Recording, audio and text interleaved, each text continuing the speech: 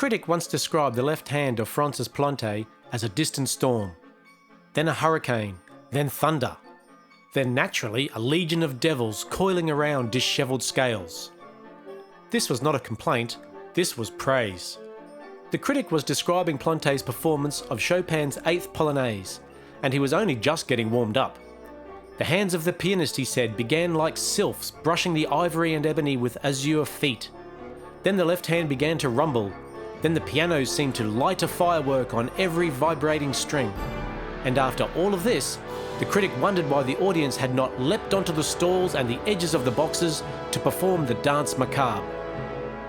Now, one does not often read reviews like that anymore. And perhaps, in the interests of public safety, that is just as well. This is the Musical Archeologist, forgotten ideas from music's past. I'm Craig Dabelstein.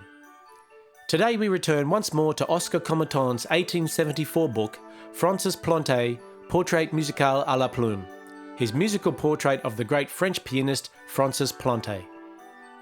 In the earlier episodes on Planté, we looked at the performer as poet, and the interpreter as servant of the dead.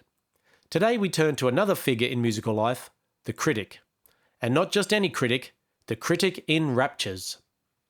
Comettant's little book is almost overflowing with critical enthusiasm. It is not simply that he praises Planté, he gathers praise from everywhere. Le Soir, Journal des Débats, La Liberté, La Patrie, Le Français, L'Opinion Nationale, La France, Le Ménestrel, and many others. The result is a kind of 19th-century scrapbook of musical astonishment. Planté is incomparable. Planté is prodigious. Planté makes the piano sing like a human voice. Planté reconciles the entire tribe of pianophobes with their hated instrument, and, as the critic adds, God knows there are many of them. One writer says that if Liszt himself were to reappear on the scene of Planté's first triumphs, he would bow before him. Another says that Planté plays notes like pearls, or makes them vibrate in a harmonious hurricane. And then there is the critic who gives us sylphs, devils, rockets, thunder, fireworks, and a possible outbreak of post-Polonaise ballroom necromancy. It is very easy to smile at this language. In fact, I think we should. There is a kind of glorious excess in it, a willingness to be ridiculous in the service of enthusiasm. These critics did not merely say, the concert was well received. They did not merely say, Planté gave a polished performance before an appreciative audience. They reached for storms, for angels, for demons, for fireworks, for dancing skeletons. And yet, beneath the comedy, there is something rather serious. These critics were trying to describe what happened in the music. Not just the event, not just the attendance, not just the social importance of the occasion, not just the fact that famous people were in the hall, though Comettant and his fellow writers certainly enjoyed telling us that too. They were trying to describe the musical experience itself. What did the sound do? How did it move? What was the character of the playing? How did the performer transform the instrument? What was the difference between ordinary brilliance and musical revelation? We may not want to write exactly as they wrote. We may hesitate before unleashing sylphs and devils upon an unsuspecting reader. But perhaps we should envy something in them. They were not embarrassed to care. And they were not embarrassed to write as if performance mattered. That is the forgotten idea I want to recover today. Criticism, at its best, is not merely judgement. It is a form of musical attention. It's listening turned into language. And this is where this episode becomes more serious. Because much modern music criticism is not like this. I do not mean that modern critics should be more flowery. Heaven preserve us from that. There are already enough adjectives loose in the world. The problem is not that criticism has become less purple. The problem is that it has often become less musical. A concert review today may tell us that the audience was enthusiastic, that the program was diverse, that the ensemble was energetic, that the soloist was impressive, that the occasion was important, and that the evening was memorable. All of which may be true. But too often one reaches the end of the review without any clear sense of what happened in the music.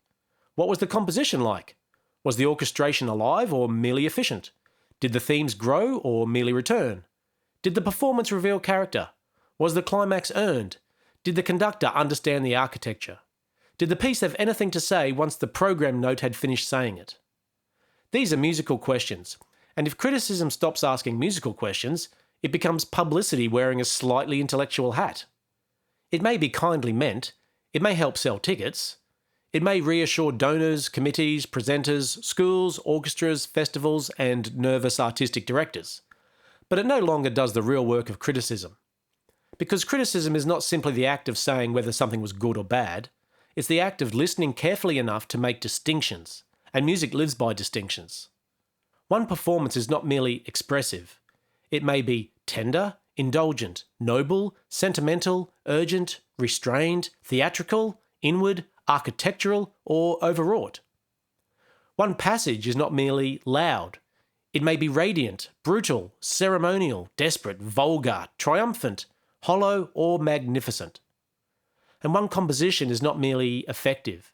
It may be cleverly made, deeply imagined, merely convenient, emotionally necessary, brilliantly orchestrated, structurally weak, memorable, derivative, or full of promise not yet fulfilled. Good criticism gives us language for these differences. And when we lose that language, we lose more than reviews. We lose part of our musical intelligence. This is where Comettant's army of enthusiastic critics becomes more than comic entertainment. Yes, they sometimes write as if a pianist has summoned weather, spirits, fireworks, and several minor mythological incidents. But they are also doing something valuable. They're trying to be precise about intensity. They're trying to say that Planté's playing was not just fast, but alive. Not just delicate, but singing. Not just powerful, but controlled. Not just brilliant, but poetic. Not just impressive, but moving. And that matters, because good is one of the laziest words in musical life.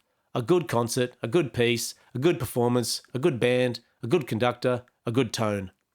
Good is useful for sandwiches and umbrellas. It is not enough for art. Music asks for better words. Perhaps this is what we should envy in Comettant's critics. Not the purple language itself. Not necessarily the sylphs, devils, rockets, hurricanes, pearls, and dancing skeletons, though I admit I am fond of the dancing skeletons. What we might envy is their confidence that music was worth describing. They believe that a performance could alter the atmosphere of a room. They believe that touch, tone, phrasing, and character mattered enough to be argued about in public. They believe that the difference between mere virtuosity and poetic interpretation was worth naming. And they believe that the critic's task was not simply to report applause, but to translate listening into words. What a beautiful task, but a difficult one too. Anyone who has tried to describe a great performance knows the embarrassment of language. Music moves in ways that words cannot quite catch. The moment we write about sound, we are already translating from one world into another. Perhaps that is why the 19th-century critic reaches for metaphors so quickly. A storm, a voice, a prayer, a dance, a jewel, a flame, a troop of devils running up and down the keyboard. Metaphor is not always excess. Sometimes it is the only way language can admit that music has escaped it. Perhaps we do not need critics who are less passionate. Perhaps we need critics whose passion is better educated. Critics who can still be moved to rapture, but who know what moved them. Critics who can praise without flattery, object without malice, and remind us that music deserves something more serious than politeness. Because criticism, at its best, is not the enemy of music. It is one of the ways we prove that we are still listening. You've been listening to The Musical Archeologist, Forgotten Ideas from Music's Past. Written and presented by me, Craig Dabelstein. The music for this podcast was composed by Jeffrey Young. The Musical Archeologist is one of many projects from Maxime's Music, dedicated to recovering forgotten music, forgotten writings, and forgotten musical worlds. Thank you for listening.